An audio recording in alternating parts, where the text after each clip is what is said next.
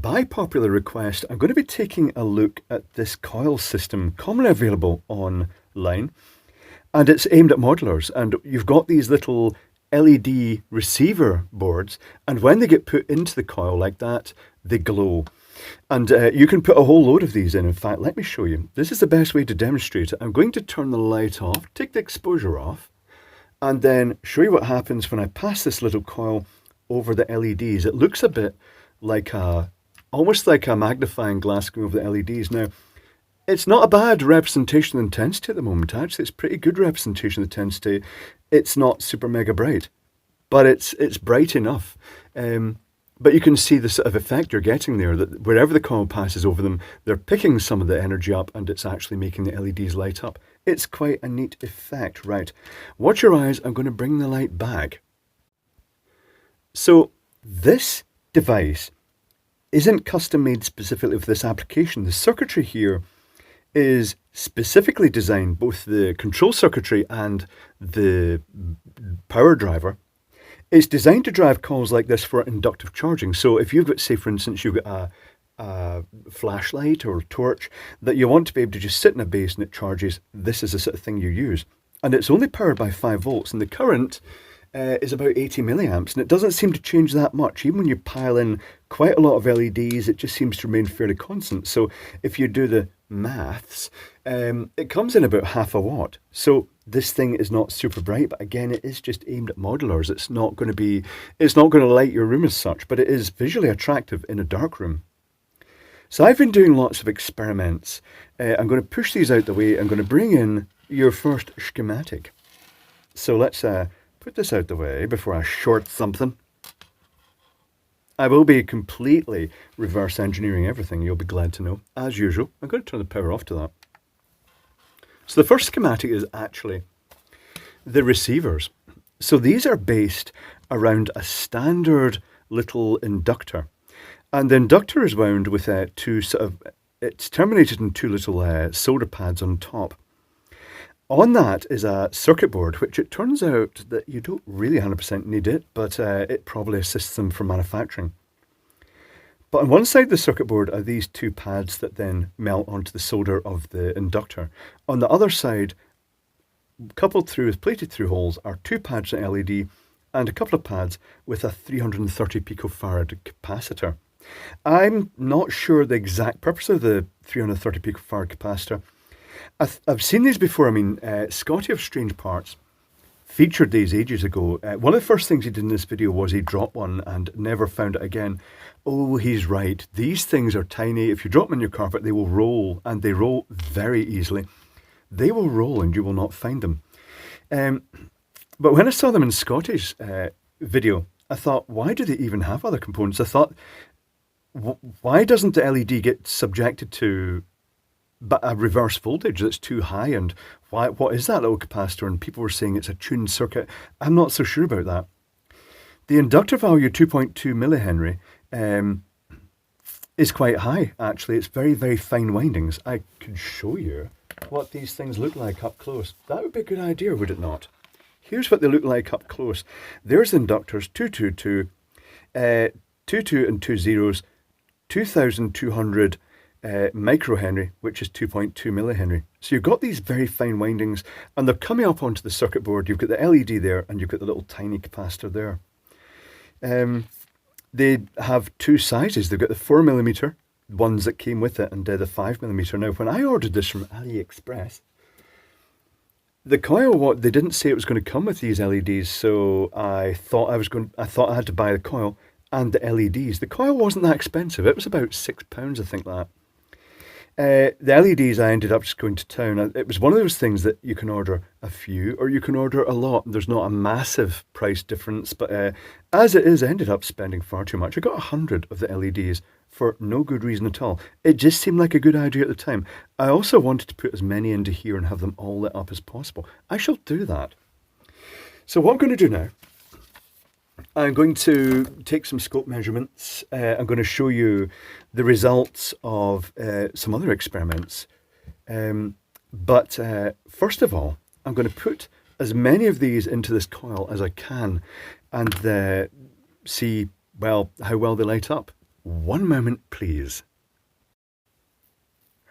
And the answer is yes, you can shove them all in, but rather alarmingly, the current has more than doubled in the process of that. So, yeah, I think I'll be checking the temperature of this. So I'll be back in a moment. I'll tell you if there was a major temperature change in the actual control chip. You may notice that that warm white one there is very different to others. That's because it's a slight custom modification, as is this orange one.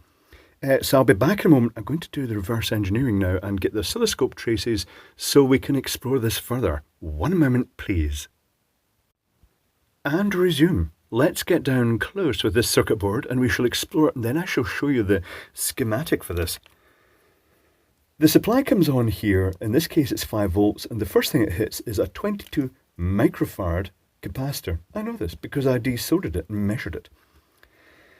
It then feeds this MOSFET package, which it seems to be dedicated. It's an XKT333, nice memorable number, but it is just purely a sort of MOSFET, but it may be optimized the high frequency this thing can operate at.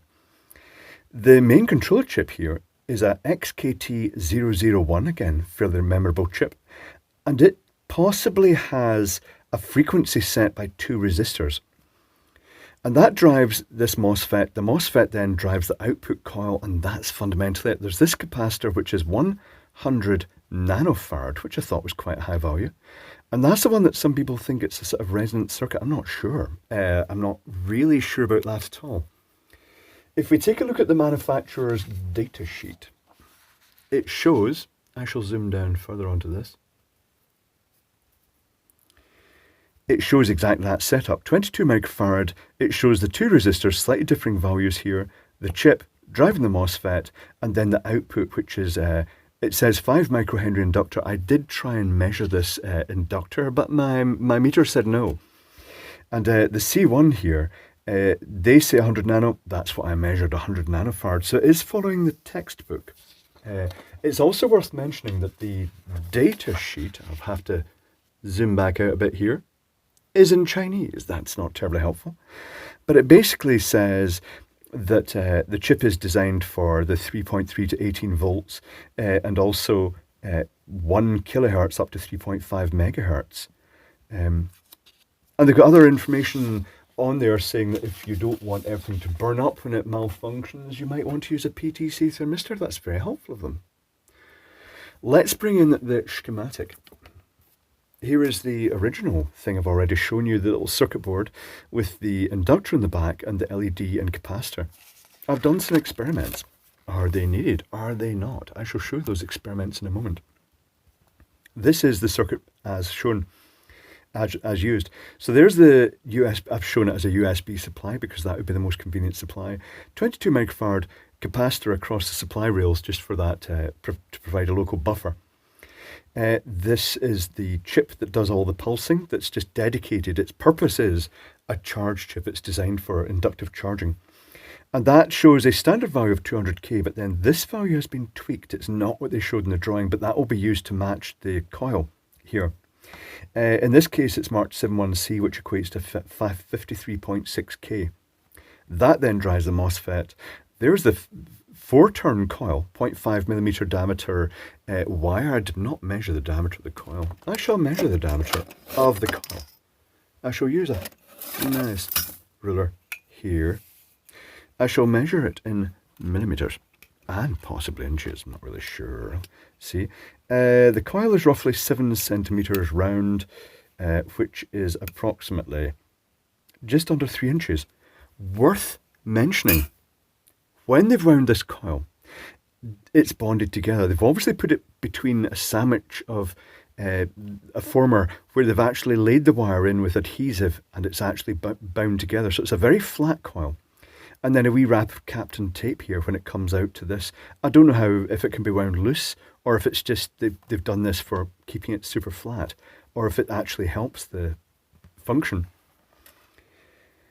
The receiver, well, there's the coil, there's the diode, the LED, and there's a capacitor, 2.2 millihenry and 330 picofarad. Things worth mentioning about the circuit board. It's more or less single-sided.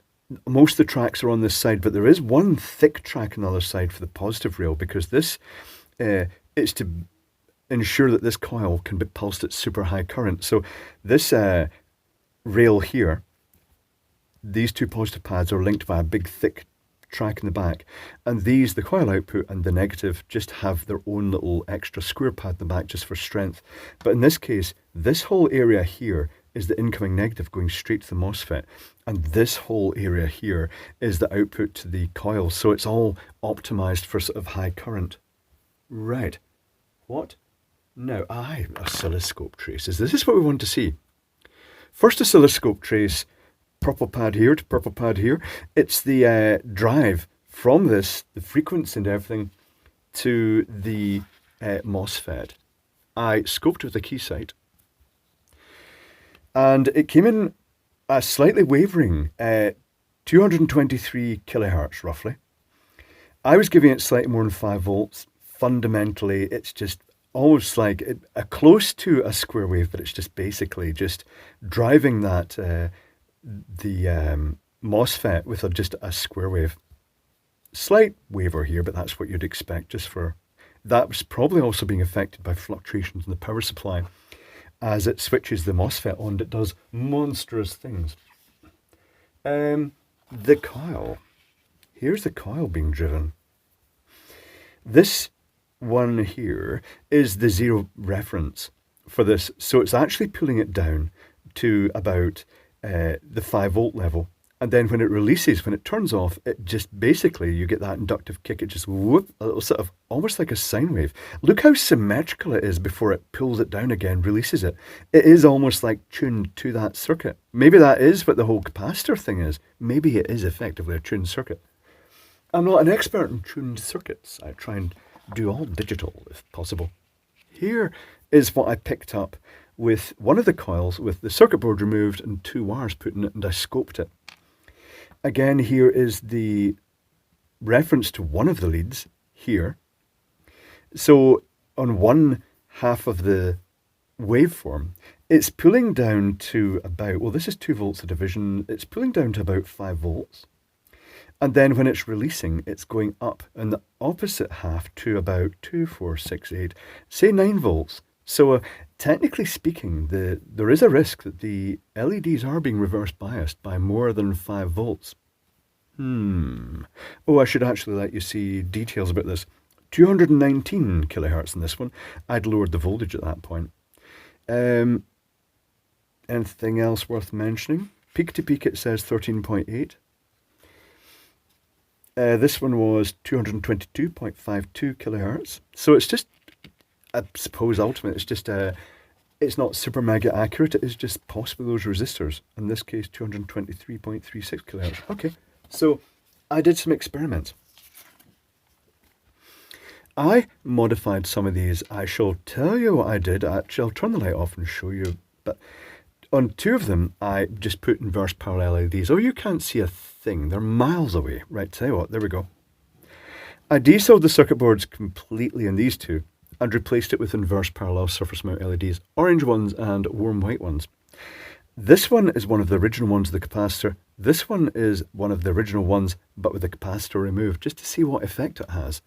I shall bring in the coil. I shall turn off the light, actually, and I shall bring in the coil and energize these.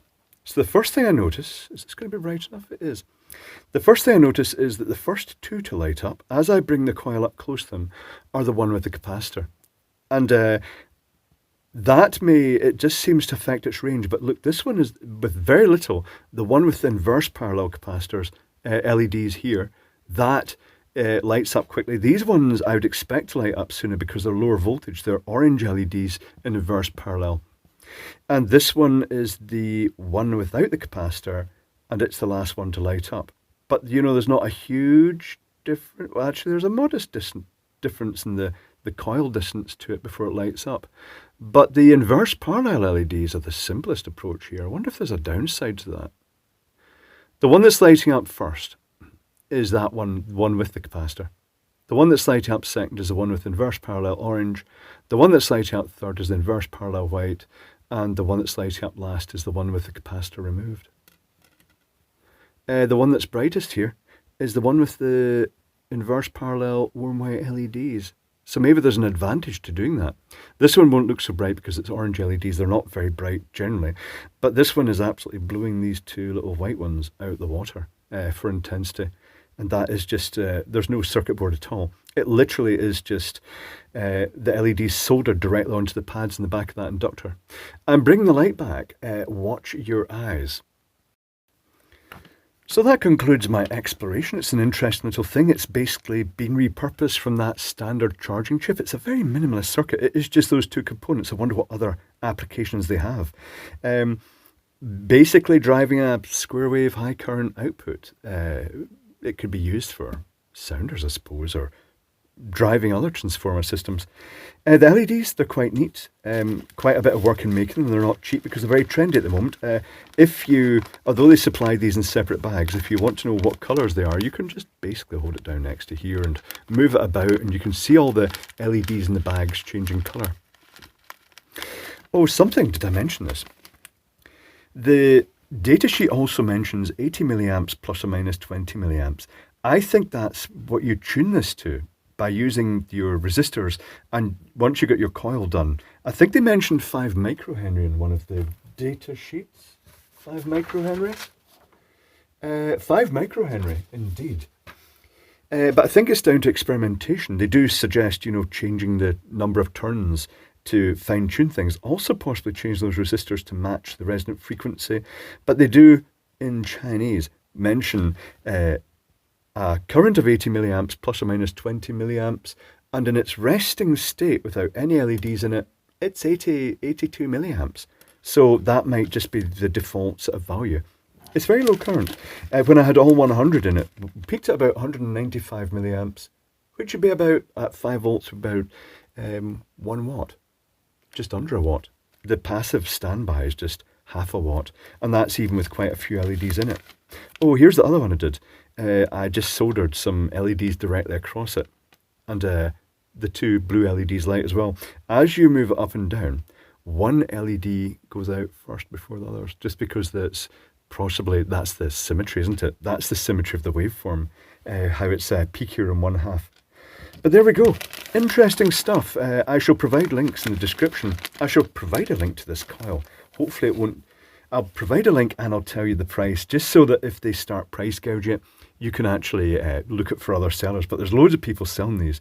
And again, this one, I can't guarantee it will come with it came with a 10 of the 4mm LEDs.